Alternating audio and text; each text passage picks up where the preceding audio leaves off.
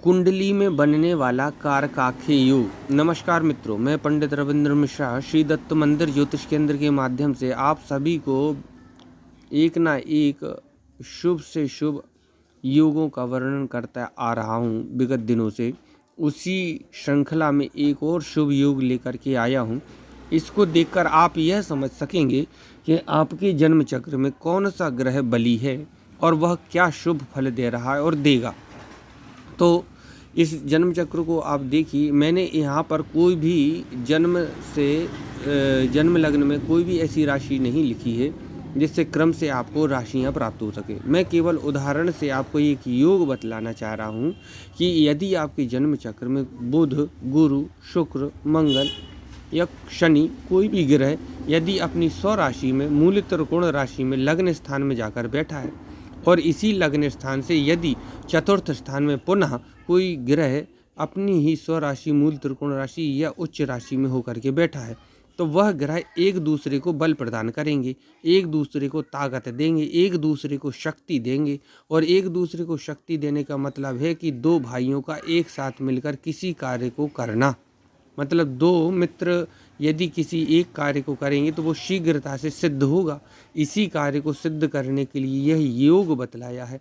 यदि आपके जन्म चक्र में कोई ग्रह केंद्र स्थानों में यदि बली होकर के बैठा है और उससे पुनः केंद्र स्थान में एक और ग्रह उसी का या तो मित्र हो या उस कुंडली का कोई योग कारक ग्रह हो, कारक ग्रह हो, तो वह ग्रह एक दूसरे को शक्ति प्रदान करेंगे, जिससे ऐसा जातक अपने जीवन काल में संपूर्ण सुखों को उन भावों से संबंधित फलों को पूर्णतः प्राप्त करने वाला होता है। अब आप इसको उदाहरण के माध्यम से समझिए। यदि लग्न स्थान में शुक्र वृषभ राशि या तुला राशि का होकर लग्न स्थान में ही बैठ जाता है तो यहाँ पर लग्न बली माना जाएगा और लग्नेश मतलब जो शुक्र है वह भी बली हो गया। अब लग्न स्थान में यदि शुक्र यहाँ पर बली है तो ऐसा जातक शारीरिक रूप से सुदृढ़, बलवान और उसका कद काठी सुंदर होती है, मतलब दिखने में उसका रूप सौंदर्य अच्छा होता है और बलशाली होता है शारीरिक रूप से। दूसरी बात है, जब इस शुक्र से चतुर्थ स्थान में गुरु होगा तो वह सुख का कारक गुरु कहा जाता है। यहाँ पर रूप सौंदर्य का कारक शुक्र है। इसी तरह गुरु सुख का, आपके जीवन के सुख का संबंध है, तो गुरु सुख का कारक ग्रह कहा गया है। वह यदि चतुर्थ स्थान में बली होगा और शुक्र लग्न स्थान में बली होगा तो ये एक दूसरे को बल प्रदान करेंगे, जिससे अब आपके जीवन में घर, मकान, जमीन, जायदाद, भूमि, भवन, वाहन, स्थान, स्थावर, स्टेट या पाताल या जल से संबंधित जीवन में आपको कोई भी परेशानी देखने नहीं मिलेगी, क्योंकि ये ग्रह स्वयं बली है और इससे दूसरे स्थान मतलब दूसरे केंद्र स्थान में कोई शुभ ग्रह आकर के बैठा है, इसलिए ये ग्रह एक दूसरे को बल प्रदान कर रहे हैं। क्योंकि केंद्र स्थान में जब भी कोई भी ग्रह आएगा एक दूसरे को वह प्रभाव अवश्य डालते हैं। यदि यह शुभ प्रभाव है तो आपके जीवन में शुभ प्रभाव देखने को मिलेगा। वहीं यदि यहाँ पर लग्न स्थान में कोई पापी ग्रह शत्रु राशि का, नीच राशि का अशुभ स्थिति में है और उससे यदि कोई पुनः नीच राशि का अशुभ स्थिति में शत्रु राशि में यदि कोई ग्रह केंद्र स्थान में आता है तो वह एक दूसरे को बलहीन बनाएंगे।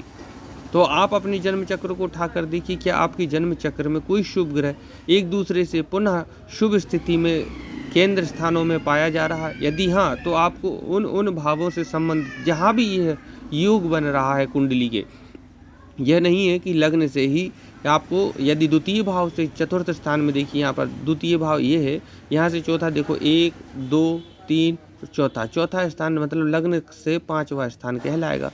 यदि दूसरे स्थान में कोई ग्रह शुभ स्थिति में है, उच्च स्थिति में है, बलवान स्थिति में, और उससे यदि चतुर्थ में कोई ग्रह पुनः बलवान स्थिति में है तो यह द्वितीय भाव से संबंधित फल आपके जीवन में शुभ प्रदान करेगा। अब द्वितीय भाव जैसे विद्या का है, धन का है, कुटुंब का है, वाणी का है, परिवार का है, शासन का है,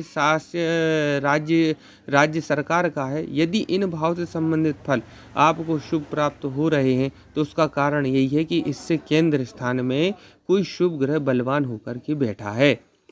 जिसके कारण ऐसा जातक अपने इस द्वितीय भाव से संबंधित फल जीवन में प्राप्त कर रहा है और वह दिनों दिन उन्नति की ओर अग्रसर हो रहा है, वो बढ़ता ही जा रहा है। उसका कारण यही है कि एक ग्रह दूसरे ग्रह को ताकत प्रदान कर रहे हैं, शक्ति प्रदान कर रहे हैं। अब वह ग्रह चाहे कोई भी हो, यदि वह कुंडली से योग कारक है, यदि वह कुंडली से शुभ है, कुंडली के हिसाब से, जन्म चक्र के हिसाब से यदि वह शुभ ग्रह है आपके लिए, तो वह आपको अवश्य जीवन में शुभ फल प्रदान करेगा। यदि मैंने आपको जो द्वितीय योग बतलाया कि द्वितीय भाव से पंचम भाव में चतुर्थ स्थिति को प्राप्त यदि कोई शुभ ग्रह है, तो वह आपको शुभ फल देगा। यदि यह स्थिति पुनः लग्न स्थान से केंद्र स्थानों में हो, तो यह सबसे ज़्यादा बली स्थिति मानी जाती है। मतलब ऐसा ये ग्रह योग अवश्य जीवन में शुभ फल प्रदान करता है।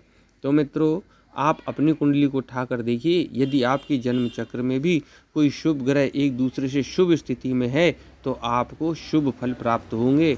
और यदि आपको कुछ समझ में आया हो तो और पूछना भी चाहे तो इस योग से संबंधित, तो कमेंट करिए, मैं आपको जानकारी दूंगा। तब तक के लिए धन्यवाद। जय सिया राम।